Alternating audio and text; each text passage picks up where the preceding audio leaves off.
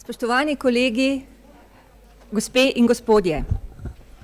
Imam prijetno dolžnost, da vas pozdravim na današnjem dogodku, ki smo ga poimenovali Od socialistične črne luknje do nevroekonomije. In prepričana sem, da do konca dogodka bo vsem, tudi tistim, ki ste malo mlajši, jasno, o čem govorimo. Z današnjim dogodkom želimo počastiti 70-letnico Ekonomske fakultete v raziskovalnem smislu. In obletnice so primerne priložnosti za to, da pogledamo nazaj in se poskušamo iz preteklosti kaj naučiti in da pogledamo da razmišljamo o tem, kako bo in kaj nas čaka v prihodnosti. Preteklost nas običajno uči, kaj vse je bilo že narejeno in katere poti so bile že prehojene.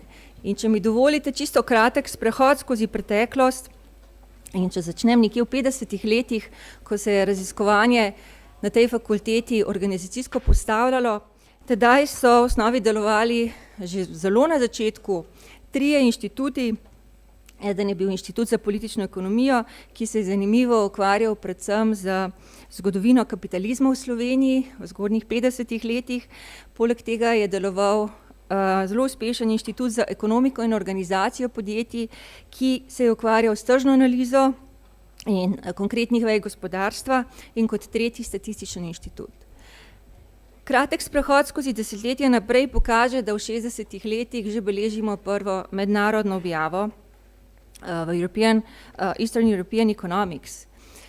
Teh objav je bilo več potem še v 70-ih letih, ko so kot teme prevladovale družbena lastnina, nezaposlenost, plansko-tržni način reševanja družbeno-ekonomskih problemov in podobno. In so zelo dobro zabeležene v reviji, oziroma v knjigi, ki smo jo ravnokar predstavili, ki daje pregled ekonomske revije skozi zadnjih 70 let.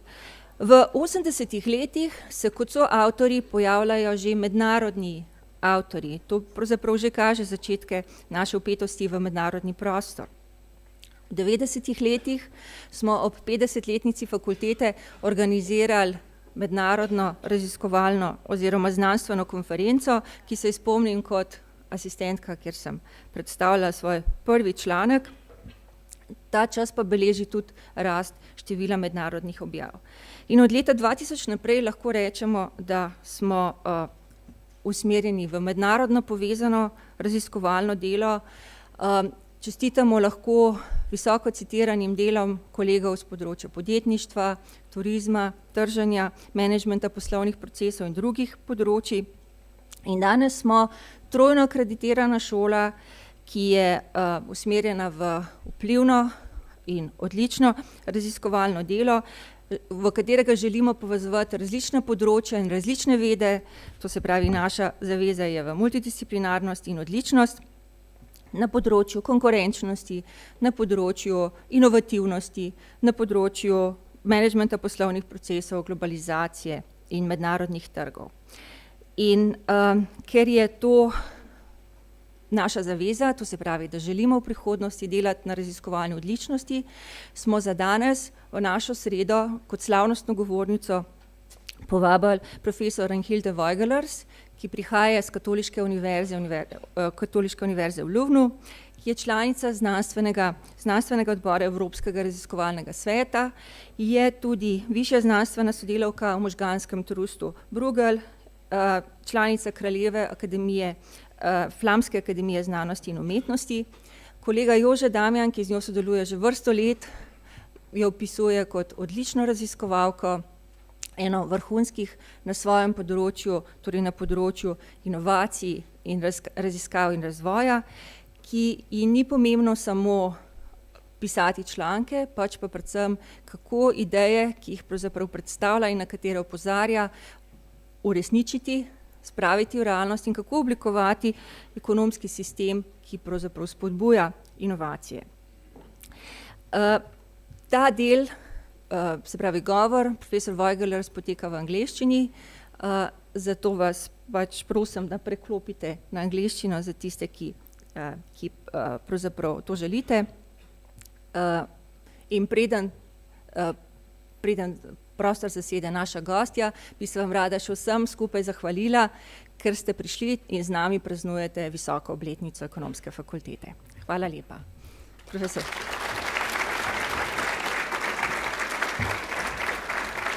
The floor is yours.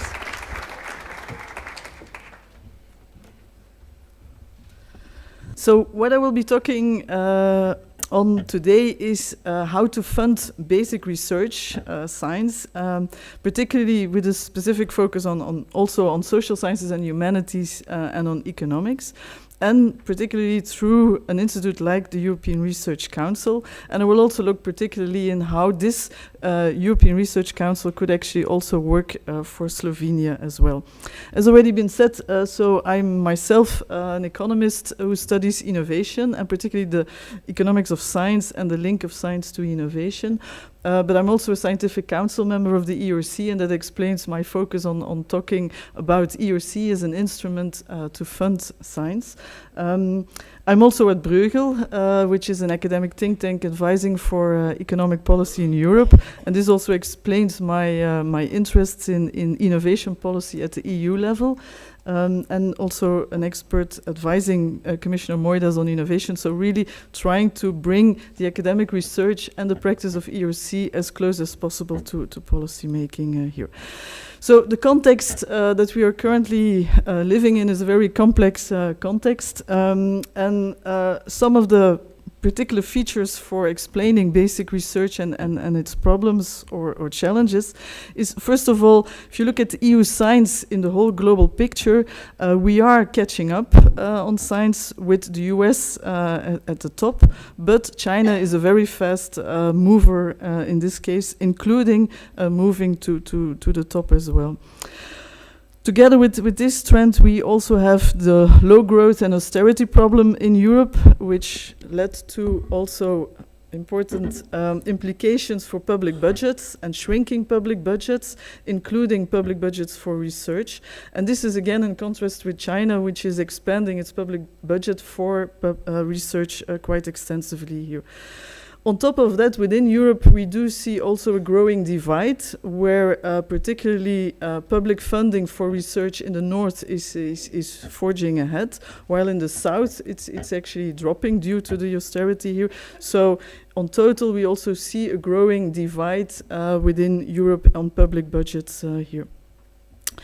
It's not only that the total budget is declining, there is also way more emphasis on evaluating how we use these public research budgets. Does it pay off? Does it pay off, and particularly does it pay off in terms of the impact of that research on society and on economic development, and particularly short-term impact of science, which is not necessarily the most obvious dimension to look at when you're evaluating science, because the impact usually is more longer-term here.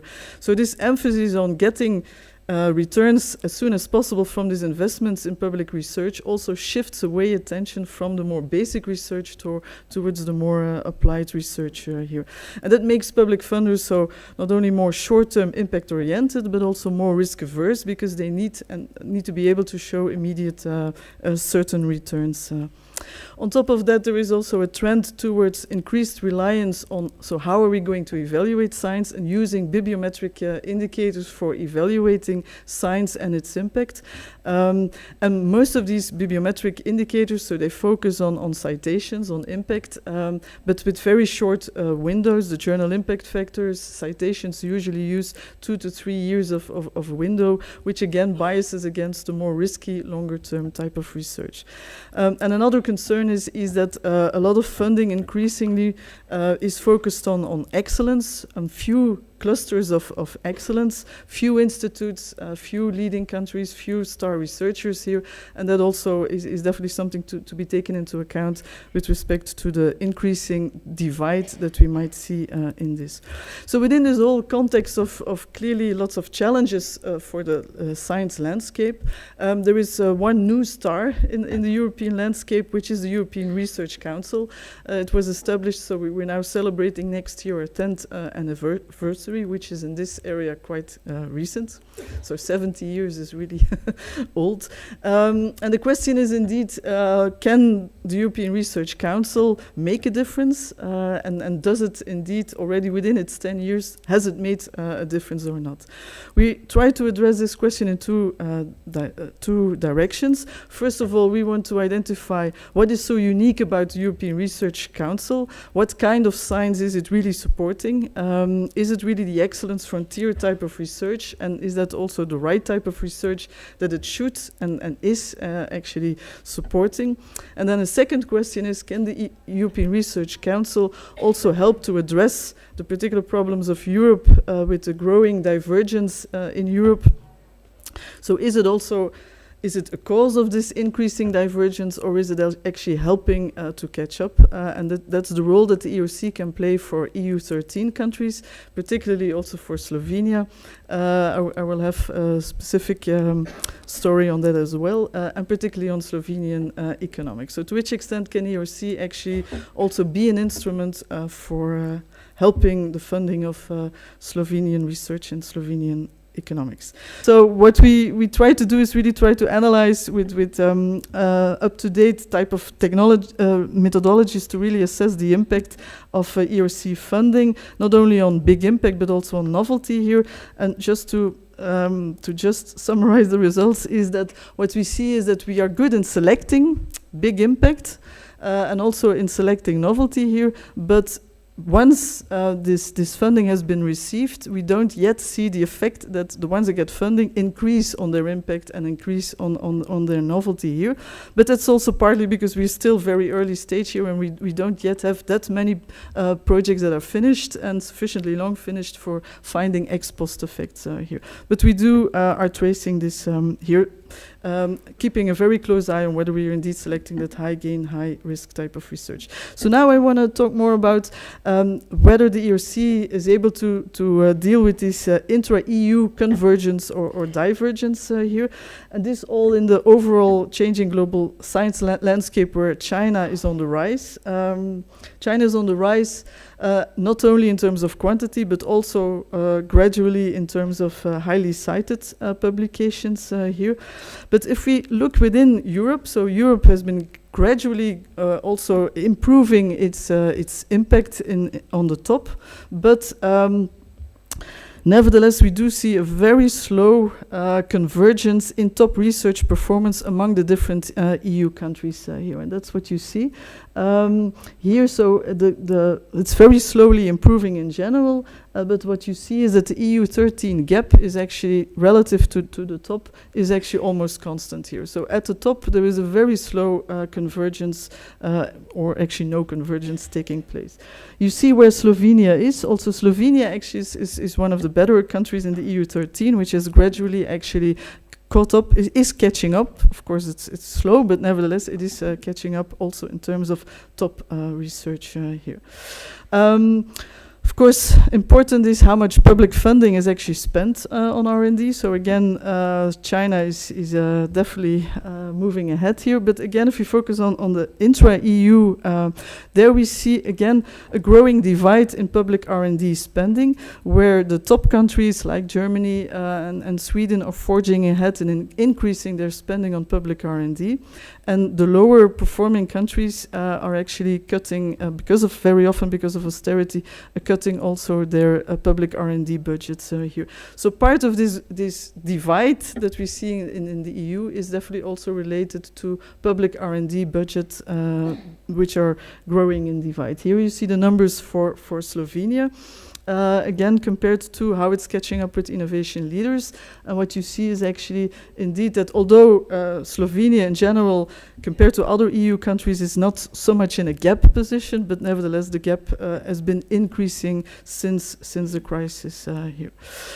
Now, particularly on Slovenia, and the extent to which ERC can actually be an instrument for Slovenian researchers. Well, actually, I was a bit shocked by the numbers when I saw them. So far, there are only 3 Slovenian ERC projects. All of them are in physical sciences and engineering. There is none in social sciences and humanities, but 2 are in the University of Ljubljana. So That's nevertheless, there are proposals from Slovenia, and the overall success rate is only 1% here. So that's compared to the 10% is really way lower than on average here. So here you see the success rates compared to countries across the country. So you see countries that are very successful are Switzerland, of course, the UK. Switzerland is very, and Israel. Compared to other EU 13 countries, Slovenia is doing actually at the bottom. That is a bit surprising also because so we usually tend to relate the success rate with the quality of the science base locally and how much is publicly funded in these countries. And most of the time that actually follows a good line. So the countries that already have excellent science also score better on ERC, and also the ones that spend more on public R&D also tend to do better.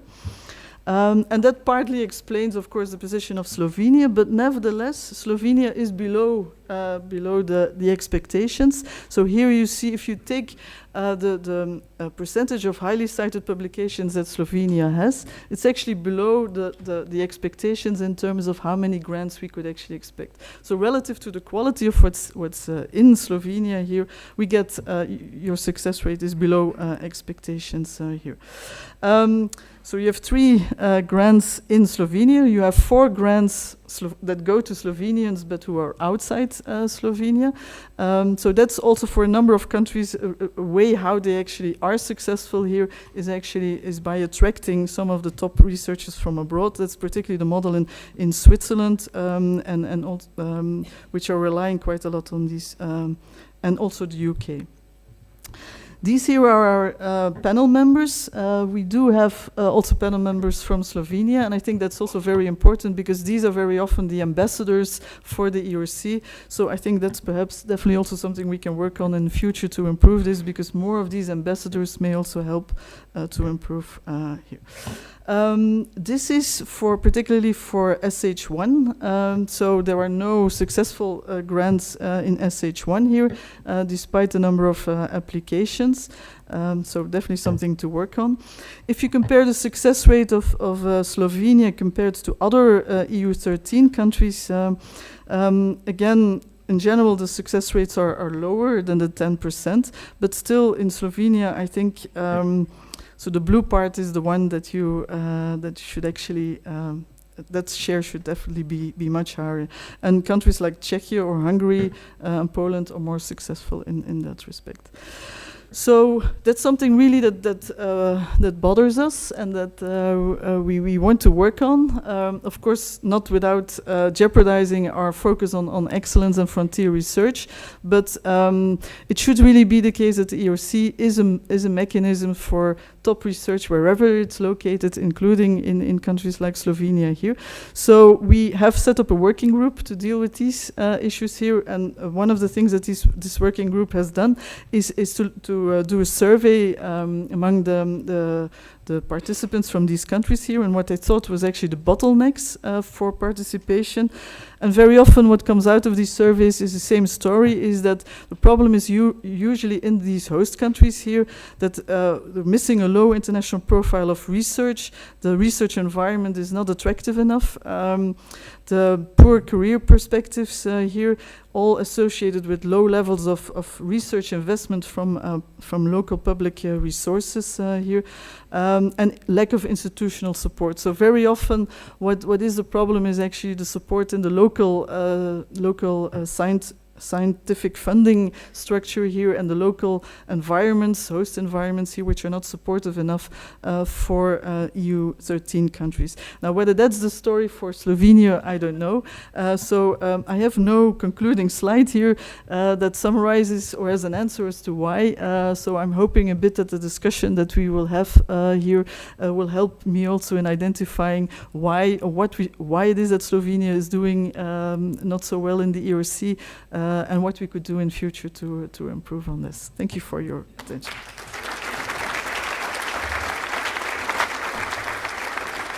Vprašanje za profesor Petrinovo.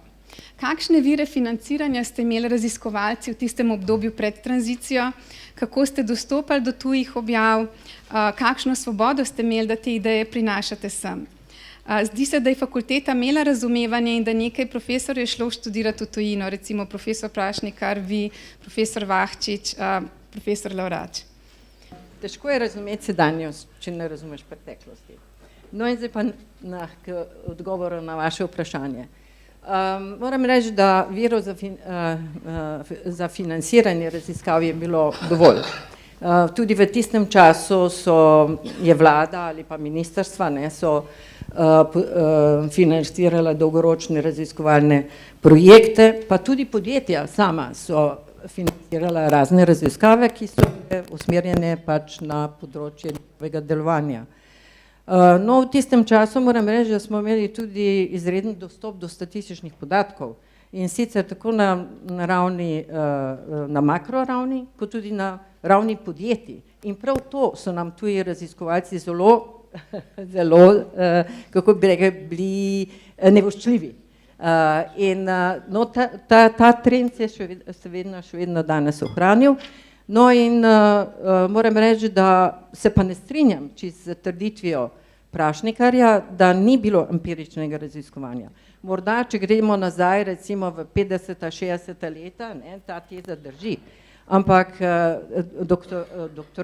doktorati, kot je bil recimo moj, Vahčičev, Prašnikarja, Glase, to so bili vse empirični in so temeljili na empiričnih raziskavah.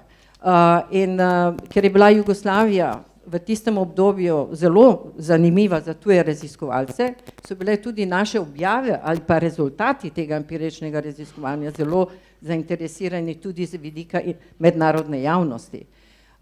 No in drugo, kar bi želela povedati, pa je to, da poleg mislim tega empiričnega raziskovanja pa je verjetno res neka razlika med sedanjim, vse to jaz opažam tudi na podlagi tega, kar sem slišala prej, da je nas takrat bolj kot danes raziskovalce zanimalo eno vprašanje, kako na podlagi empiričnih raziskav in tudi razumevanja delovanja drugih držav pridemo do idej oziroma predlogov, kako voditi ekonomsko politiko.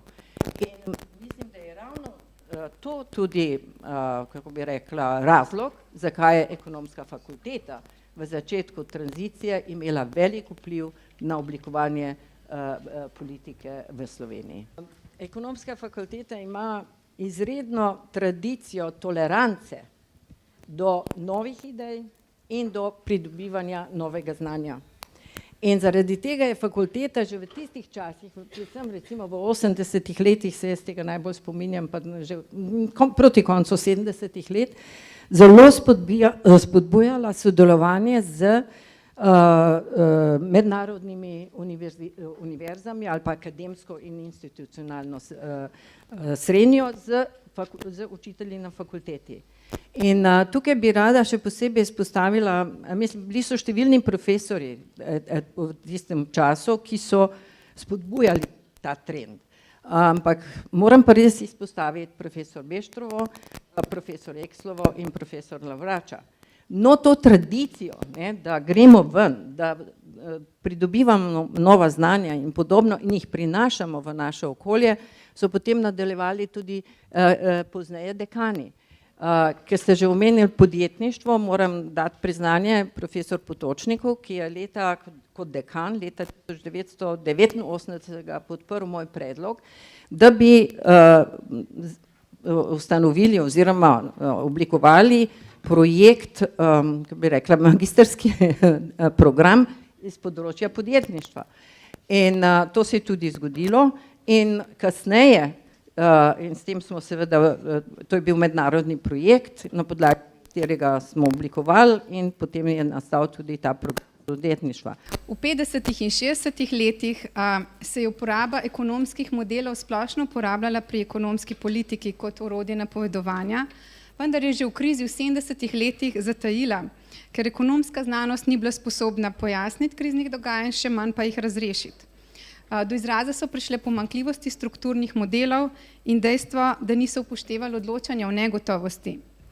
Kot odgovor na te pomanjkljivosti so se uveljavili stohastični modeli, v katerih je pa sposobnost napovedovati šoke prav tako zatajila. No, ampak več o tem morda Igor Masten. Igor, a je naloga ekonomske znanosti, da napoveduje? S tem se ti ukvarjaš? Sposobnost napovedovanja je ena izmed osnovnih definicijskih lastnosti uporabnih znanosti. Tako da nikakor ni omejena zgolj na ekonomijo, se aplicira tudi na področje poslovnih ved.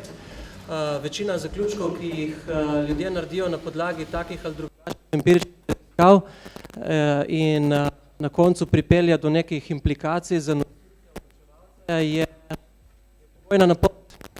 V 90% naivna, ampak je pa pogojna napoved. Zdaj, iz tega vidika bi dvoje povedal. Tisto, kar je ključno za ocenjevanje uspešnosti oziroma uporabnosti potem neke vede, je to, da se lahko ta napovedna natančnost analizira na sistematičen način, ki potegne za sabo potrebo po formalizaciji. Tako da vidim kot pač velik problem, ko se za vsako krizo kar precejšen del profesije obrne stran od tega, s čimer prehajamo, se spogledujemo namesto z napovedovanjem, za šloganjem. Druga stvar pa se treba zavedati, da napovedovanje v ekonomiji je fundamentalno različno od napovedovanja vremena, naprimer. Če pogledamo vremensko napoved, ki je neugodna, vzamemo dežnik in ne pošiljamo letal, ki bi razgnali oblake, skratka ni reakcije ekonomske politike na neko napoved, ki bi bila neugodna. Pri ekonomski politiki pa želimo ravno obratno, torej želimo, napovedi oblikujemo zato, da bi seveda ekonomska politika ali pa karkoli že ustrezno odreagirala. S tem se pojavita dva problema. Prvič, ekonomska politika je v rokah ljudi, ki zaradi raznih institucionalnih omejitev ne ukrepajo ustrezno ali pa prepozno. Drugo pa, če si zamislimo idealen scenarij, pa dejansko ukrepa negativen, recimo, da uspešno prečimo krizo, potem tega dogodka v podatkih, ko bodo podatki enkrat razkriti strani statistike, enostavno ne bo. In klasične metode preverjanja natančnosti napovedovanja bodo to označile kot zgrešeno napoved. Tisto, kar hočem reči, tisto, kar v podatkih vidimo, so neuspešno napovedane krize, ne vidimo po podatkih uspešno preprečenih kriz. In tega bo nekritičen opazovalec ekonomijo vedno označil kot outsider. Od vseh ekonomskih indikatorjev je demografija za Slovenijo eden izmed zaskrbljujočih podatkov. Modeli napovedovanja so na tem področju precej lahko točni, vendar imajo pa tudi svoje probleme, recimo kako vključiti migracije. Jože, s tem se pa ti ukvarjaš, kako natančno lahko napovedujete in kakšen vpliv na ekonomsko politiko imajo ugotovitve vaših raziskav v zvezi z demografskimi spremembami? Hvala. Torej, pri demografiji je naloga nekoliko lažja, ker je precej tega, kar je Igor izpostavil, že znanega v času, ko delamo napovedi. Naprimer, rodnost vemo, da je po letu 1980 v Sloveniji padla na zelo nizko raven iz 2,1, koliko je potrebno za obnavljanje prebivalstva, na vsega 1,2 recimo otroka na žensko v letu 2003. In to bodo potem generacije, ki bodo v prihodnjih 2 do 3 desetletjih stopali na trg dela, namreč za 2 do 3 desetletja naprej se smatrajo kot demografske projekcije kot precej zanesljive. Na drugi strani baby boom generacije, ki prehajajo v upokojevanje. Vemo, da se nam življenje hitro podaljšuje, 2 do 3 leta na desetletje in tako naprej. Tako da ta demografska podlaga je precej stabilna, so pa migracije precej negotove, kot praviš, ja.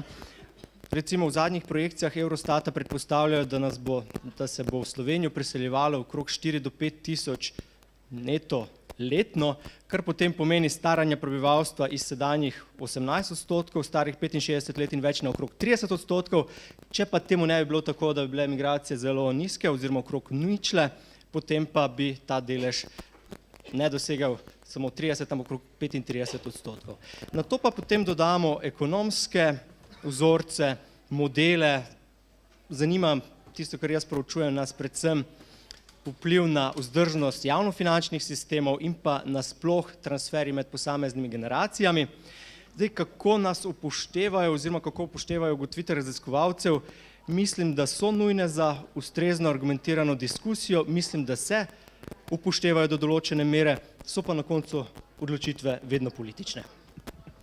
Hvala lepa.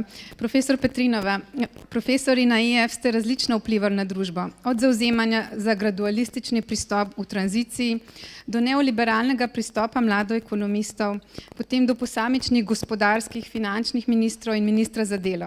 Vi ste raziskovali industrijsko politiko in ste imeli kot ministrica precej izoblikovano stališče do tega, kako pospešiti rast gospodarstva, ki bi temeljila na izkoriščanju novih znanj, tehnologij in podjetniških idej. Tako se je dogajalo, da sem že v prvih letih recimo tranzicije oblikovala program prenove podjetja, ki je bil v bistvu zelo odmeven in je bilo nekaj novega. V tistem času smo vsi, stabilizacijski program, vse je šlo se fokusiralo na izenačenje ponudbe in povpraševanja, uravnoteženje ponudbe in povpraševanja. Ne bomo razlagali, vsi poznamo te makroekonomske modele tranzicije. Slovenija je bila pa edina država, ki je tudi povedala, da je treba nekaj narediti na realnem sektorju. In za čudo Božje, kot se temu reče, je Svetovna banka takrat v leta 1991, kjer industrijska politika je bila beseda non grata, podprla in dala denar za to, da smo mi izpeljali ta projekt prenove podjetij, ki je bil zelo odmeven in je bil tudi potem cel projekt publiciran v Svetovni banki. To se pravi, to se je diseminiralo, ker je bilo publicirano v Svetovni banki, ljudje to berejo, dali so jim za to in tako dalje. Štiglic je v svoji knjigi tudi povedal, da ne druge države v tranziciji posnemajo Slovenijo recimo. No, to je bil recimo en takšen primer.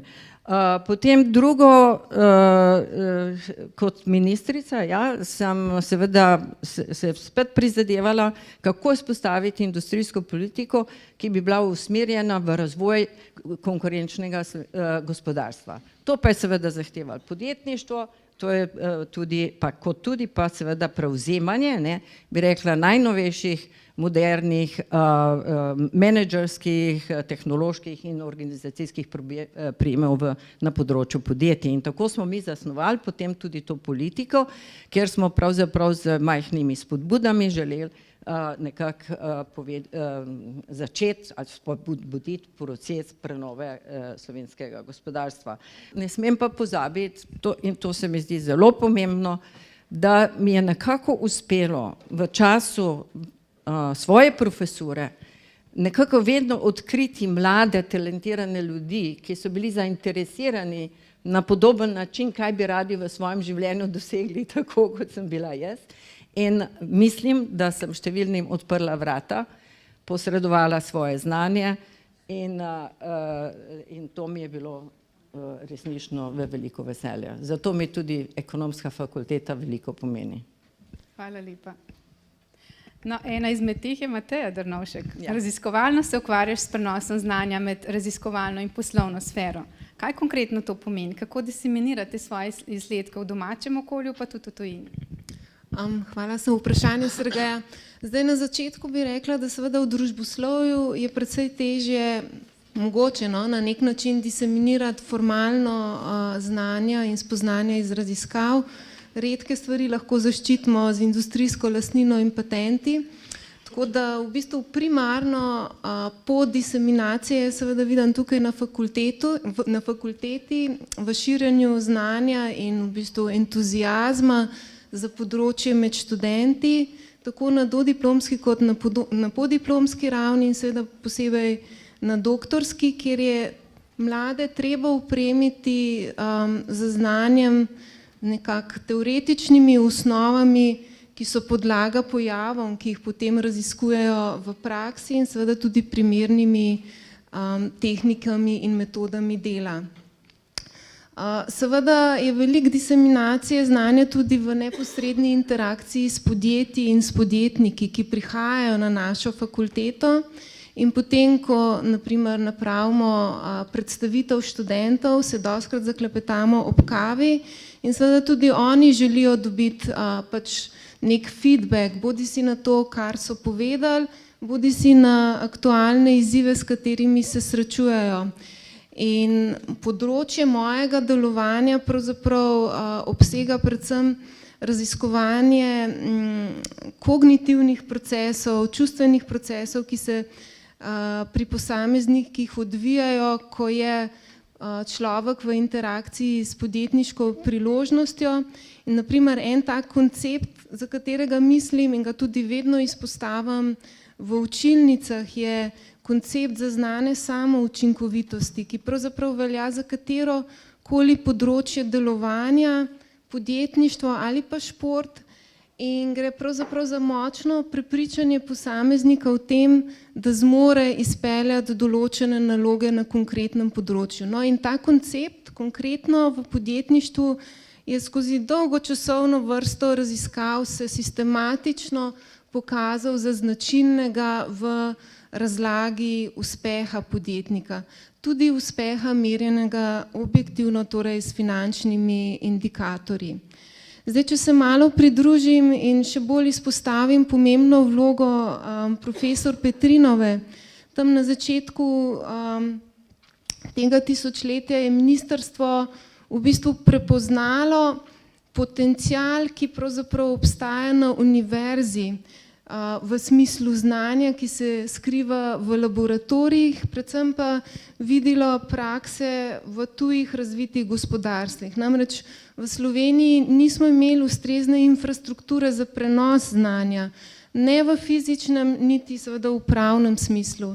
In v tistem obdobju sem imela pač lepo odgovornost voditi projekt vzpostavitve univerzitetnega inkubatorja, katerega namen je bil pravzaprav povezati raziskovalce iz fakultet celotne univerze, da prenašajo spoznanja v poslovno prakso. In razumevanje po drugi strani motivacijskih mehanizmov, ki pravzaprav akademike spodbujajo, da prenesejo to znanje, je tudi pomagalo pri oblikovanju strukture samega inkubatorja.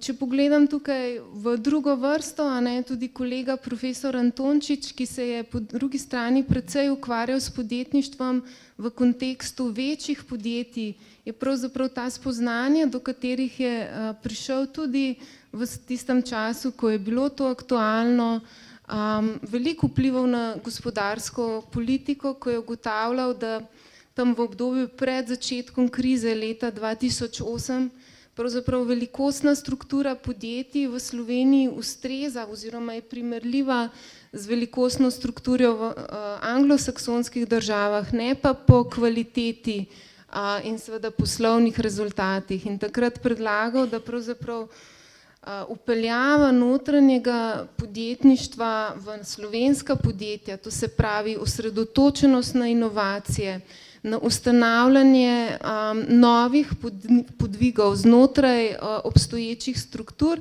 predvsem pa spodbujanje proaktivnosti na vseh ravneh menedžmenta in podpora strani najvišjega menedžmenta za tovrstne aktivnosti lahko prispeva k izboljšanju poslovnih rezultatov.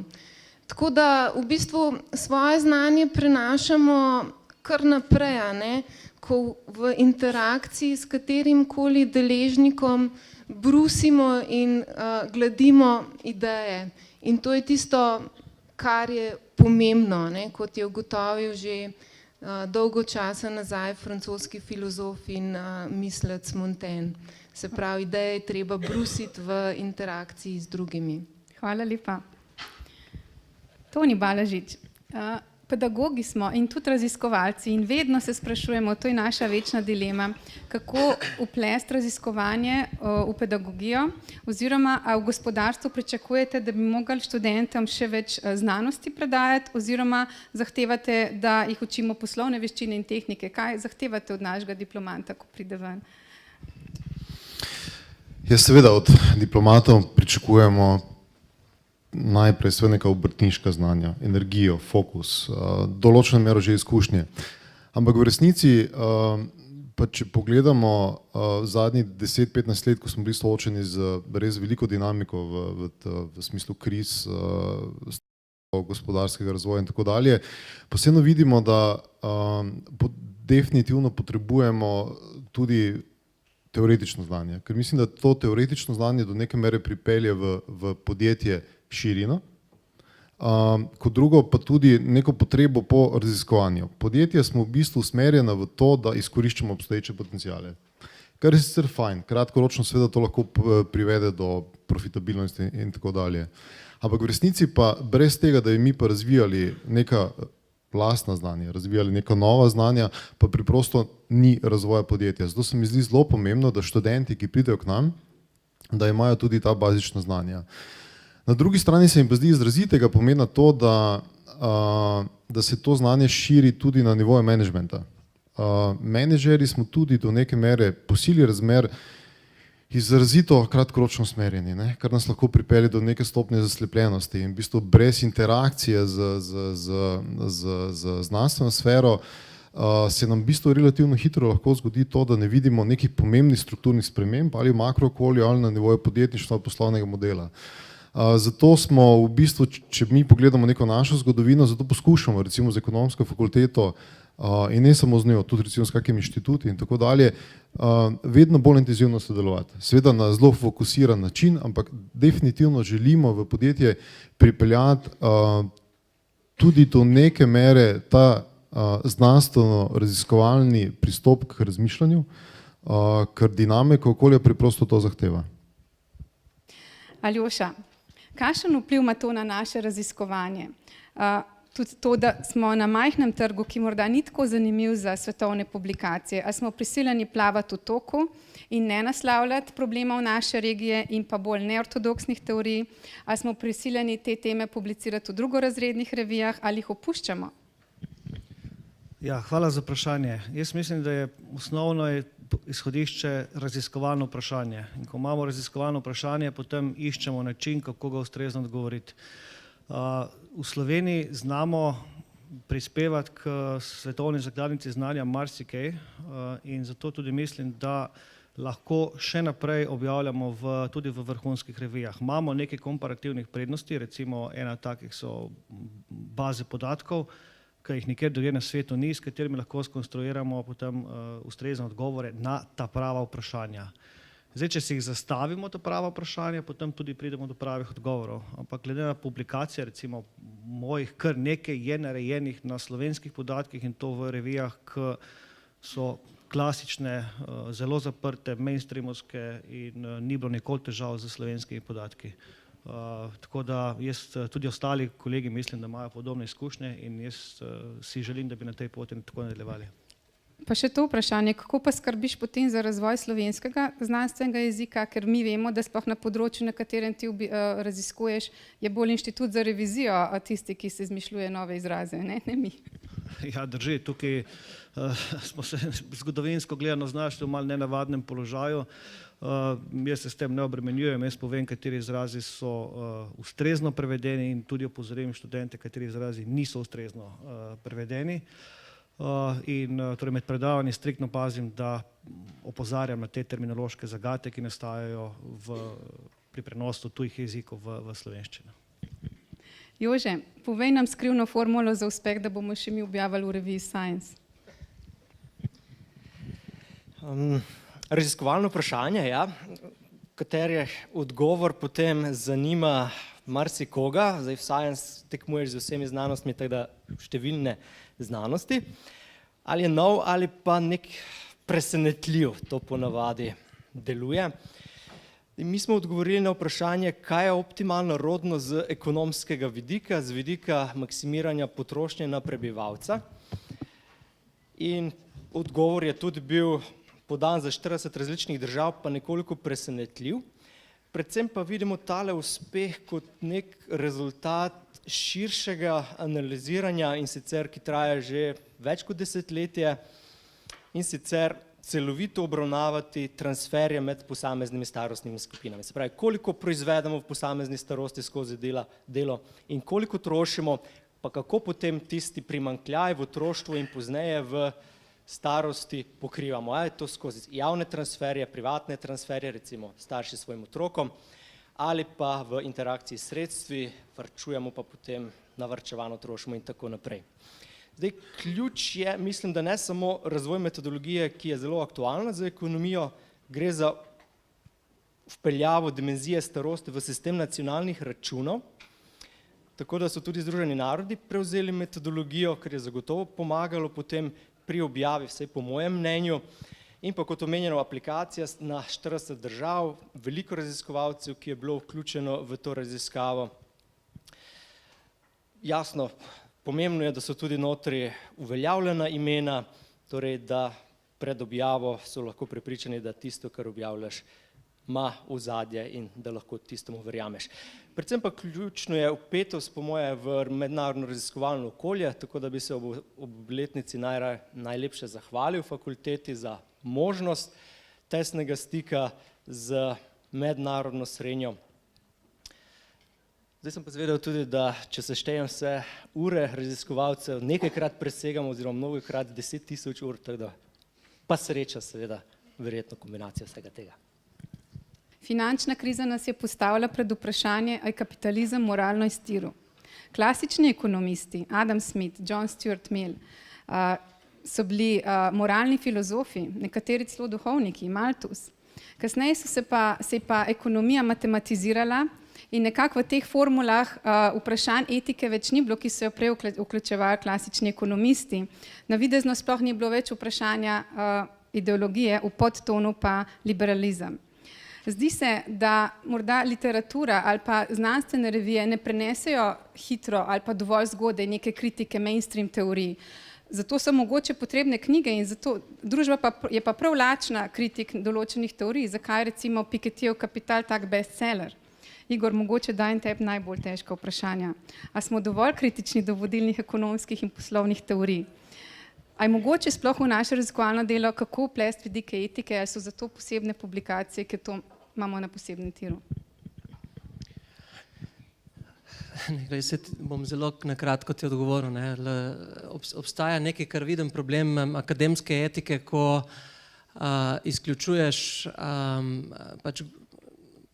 ker gremo za objavljanjem, zdaj marsikdo ne deluje ravno objektivno in se ljudje z dobrimi idejami, dobri članki lahko tudi izključujejo zaradi tega, ker je zelo pomembno, katerega del networka si, ko to objavljaš. In zdaj tisto, kar se je tlele v tej diskusiji, en element diskusije mainstreama je, da so se oblikovale klike, ki obvladujejo uredniške odbore in zaradi tega ne dopuščajo penetracije alternativnih idej.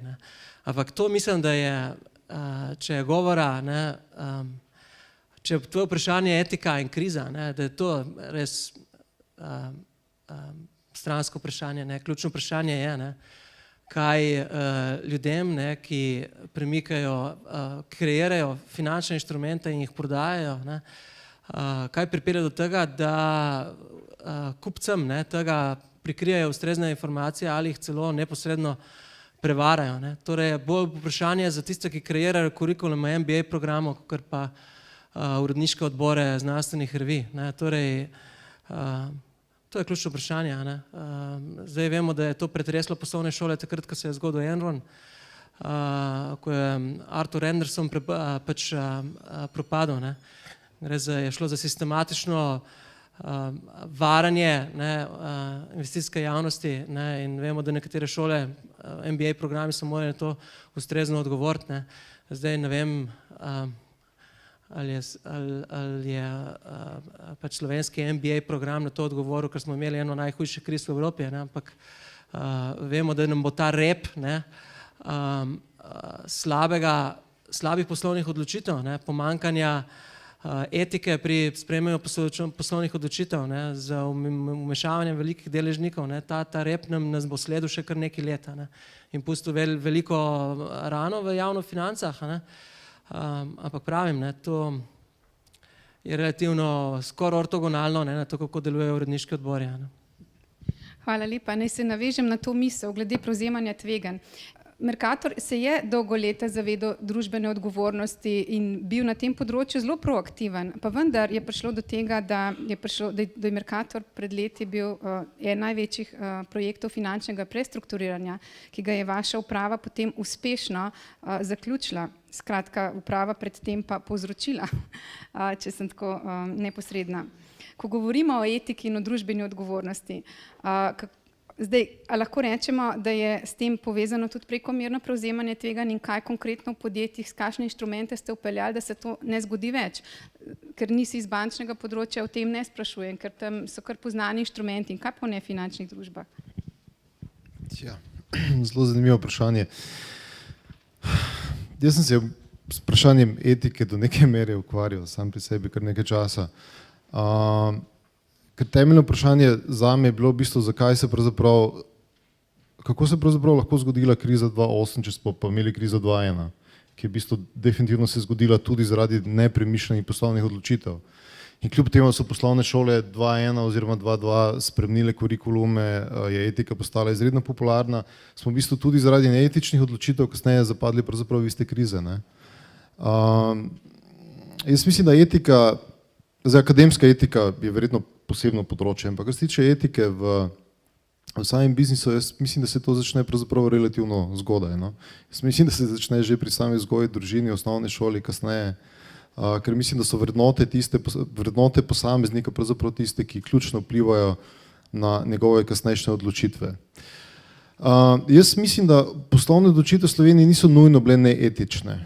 Bile so do neke mere posledica the way of doing business, ker pač Slovenija je v principu med 2004 pa 2008 izrazito rasla na osnovi zadolževanja, to zadolženje je bilo praviloma kratkoročno, se pravi praviloma manj kot 6 ali pa 9 mesecev in pravzaprav so vsi to počeli.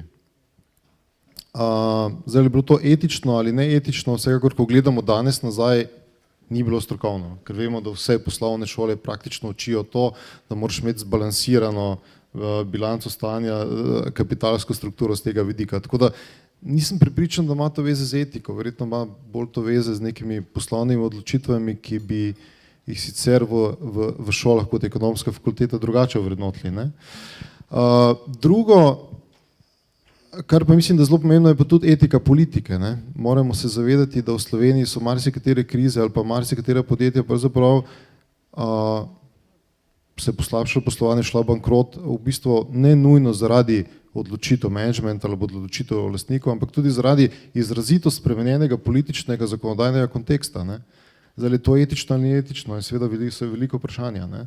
Torej, pravzaprav želim povedati, da posameznik v tem sistemu nima vse pod kontrolo, ni edini, ki odloča o tem, ni edini, ki odloča o usodi podjetja, je mnogo drugih faktorjev, ki pravzaprav vpliva na to. In potem tretji vidik, ki pa se mi pravzaprav zdi najbolj pomemben danes, ko gledam, je pa verjetno to korporativno upravljanje. Ne? Mislim, lastništvo Slovenije je bilo razpršeno. Definitivno je bila ta dvojna vloga management, lastnik neprava, neprimerna. Predvsem zaradi tega, ker preprosto je bilo tveganje do neke mere nesorazmerno porazdeljeno. In mislim, da je ta odsotnost kontrole, odsotnost nekega pravega korporativnega upravljanja bila pravzaprav tista, ki je največkrat pripeljala do krize v slovenskem podjetju. Tako da osebno mislim, da zaključim, da mislim, da vse to, kar se na Sloveniji dogajalo, pravzaprav nima ravno neposredne korelacije z etiko menedžmenta. Mislim, da pa ima tudi veliko korelacijo z drugimi faktorji, ki so izven menedžmenta, torej z lastniki in politiko. Hvala lepa. Kakšna bo prihodnost raziskovanja? Tukaj smo videli eksperiment v naravnem okolju, eksperimentalno raziskovanje pa tudi sicer na pohodu. Uveljavlja se mlada veda nevroekonomija, ki kombinira 3 stebre, psihologijo, nevroznanost in ekonomijo. Proučuje pa iracionalno vedenje, iracionalno z vidika klasičnih ekonomskih teorij, ampak če smo čisto iskreni in pogledamo, zakaj gre, vidimo, da je po tej logiki skoraj vse iracionalno, ker proučuje, zakaj se netvegano odločamo in v kakšnih primerih preveč tvegano, zakaj ne znamo diskontirati, zakaj čustva vpletamo. Ampak je pa to nek zametek novih teorij in mislim, da se bo v kasneje še dosti bolj integrirale različne teorije, tudi oziroma discipline, tudi biologija, evolucijska psihologija, v to, da bomo morda spremenili poglede na to, kaj so cilji človekovega vedenja in kako se vedemo, in potem bo marsikaj, kar se zdaj zdi z tega vidika iracionalno, postalo racionalno.